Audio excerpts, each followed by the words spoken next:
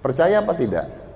Google sama Apple sekarang, termasuk saya, kalau saya nerima pegawai, saya selalu bilang kalau Anda mau kerja sama saya, jangan anggap Anda kerja, Anda anggap Anda belajar.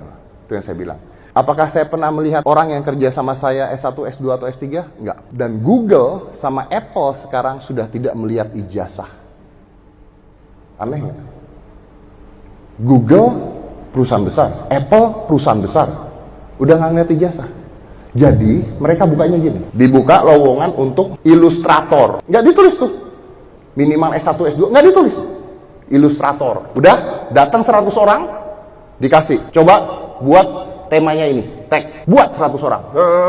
Dari 100 orang, dilihat yang terbagus, diambil. Mau dia tamatan SD juga nggak peduli.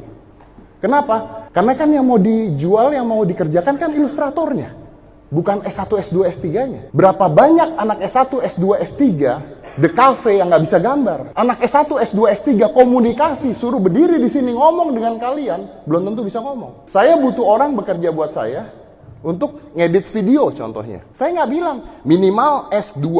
Ada berapa orang datang? Nih, gua kasih mentah, editin. Begitu saya edit, saya lihat, tek. Oh, ini paling bagus. Kasih lagi, 2 kali, tetap paling bagus. Oke, lu kerja sama gue. Gue nggak nanya dia S1 apa S2. Yang gue tahu adalah dia bisa ngedit bagus. Ketika saya tanya, lu lulus S1 apa enggak? Enggak lulus, Mas. SMA.